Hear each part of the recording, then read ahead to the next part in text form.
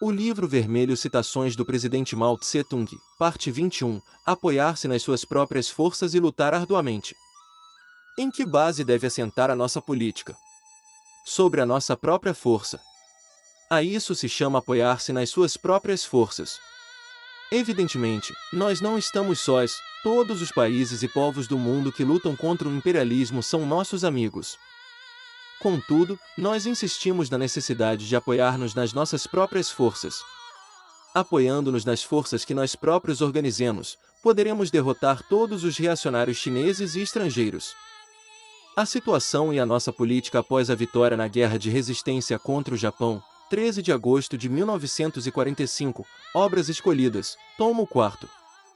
Nós sustentamos que devemos apoiar-nos nas nossas próprias forças. Nós esperamos obter uma ajuda exterior, mas não devemos depender dela. Nós contamos com os nossos esforços, com a força criadora de todo o nosso exército e de todo o nosso povo. Aprendamos a fazer o trabalho econômico. 10 de janeiro de 1945, Obras Escolhidas, tomo 3. A conquista da vitória em todo o país não é mais do que o primeiro passo de uma grande marcha de 10.000 lis. A Revolução Chinesa é uma grande revolução, mas após a vitória, a estrada a percorrer será ainda mais longa, a nossa tarefa será ainda mais grandiosa e mais árdua. Esse é um ponto que importa esclarecer desde agora no seio do partido, de maneira que os camaradas continuem modestos e prudentes, não sejam presunçosos nem precipitados no estilo de trabalho, e perseverem no seu estilo de vida simples e luta árdua. Relatório apresentado na segunda sessão plenária do Comitê Central eleito pelo 7º Congresso do Partido Comunista da China, 5 de março de 1949, Obras Escolhidas, tomo 4. Devemos eliminar completamente a ideia, existente entre os nossos quadros, de que é possível conquistar vitórias fáceis graças a casos felizes, sem luta dura, sem suor e sem sangue.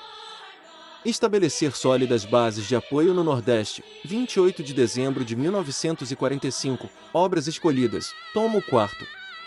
Nós devemos fazer constantemente uma propaganda no seio do povo sobre os progressos do mundo e o seu futuro luminoso, de forma que ele ganhe confiança na vitória. Ao mesmo tempo, devemos dizer ao povo e aos camaradas que haverá curvas e contracurvas no nosso caminho. Ainda há muitos obstáculos e dificuldades no caminho da revolução. O 7º Congresso do nosso partido supôs que encontraríamos muitas dificuldades, pois preferimos pensá-las mais numerosas do que são. Certos camaradas preferem não pensar nisso seriamente. No entanto, elas são uma realidade. Há que reconhecer tantas dificuldades quantas existam e não adotar, a esse respeito, uma atitude de não reconhecimento. É preciso reconhecê-las, analisá-las e vencê-las. No mundo não existem caminhos sem curvas. Devemos estar preparados a seguir um caminho sinuoso, e não tentar obter as coisas a baixo preço. Não devemos imaginar que, de sua livre iniciativa, um belo dia todos os reacionários cairão de joelhos aos nossos pés. Numa palavra, as perspectivas são brilhantes, mas o nosso caminho é sinuoso. Temos ainda diante de nós muitas dificuldades que não devemos descurar. Unindo-nos num esforço comum com a totalidade do povo, poderemos seguramente vencer todas as dificuldades e alcançar a vitória. Sobre as negociações de Chongqing, 17 de outubro de 1945, Obras Escolhidas, tomo 4. Aquele que só vê o lado radioso das coisas e não as dificuldades, não pode lutar com sucesso para o cumprimento das tarefas que se põem ao partido. Sobre o governo de coalizão, 24 de abril de 1945, Obras Escolhidas, tomo 3. As riquezas da sociedade são criadas pelos operários, camponeses e intelectuais trabalhadores. Se eles tomam em mãos o seu próprio destino, se seguem uma linha marxista-leninista e se, em vez de fugirem aos problemas, adotam uma atitude ativa para resolvê-los, não haverá no mundo dificuldade que não sejam capazes de vencer.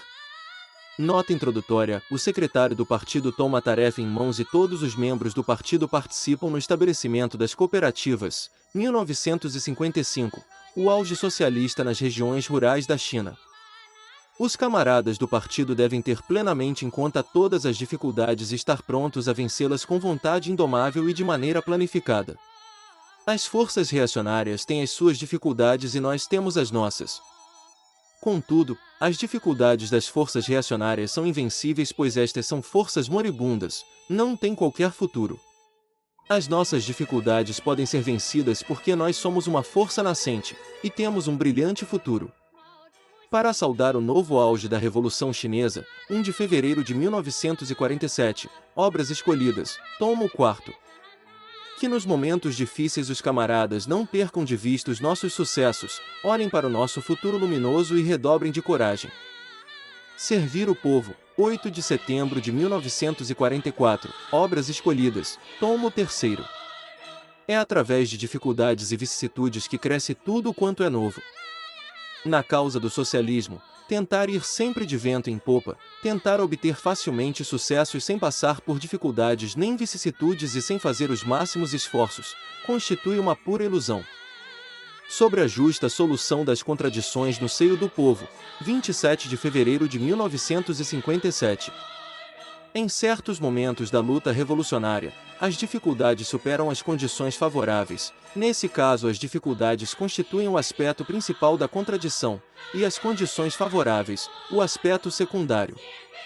Contudo, os revolucionários podem, mediante seus próprios esforços, vencer progressivamente as dificuldades e criar uma nova situação que seja favorável. Assim, a situação difícil cede lugar a uma situação favorável.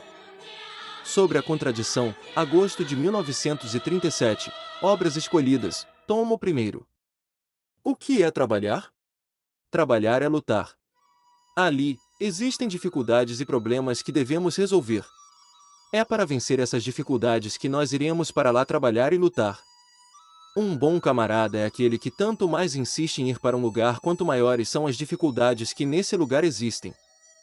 Sobre as negociações de Chongqing, 17 de outubro de 1945, Obras Escolhidas, tomo 4.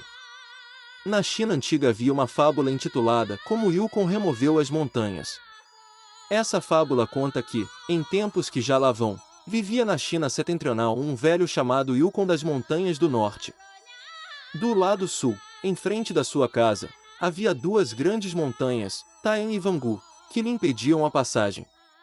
Dirigindo os seus filhos, Yukon decidiu-se a arrasar as montanhas, a golpes de picareta.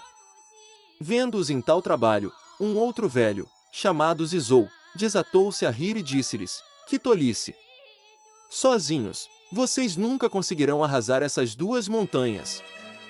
Yukon respondeu: "Quando eu morrer, ficarão os meus filhos, quando por sua vez eles morrerem, ficarão os meus netos, e assim se sucederão, infinitamente, as gerações.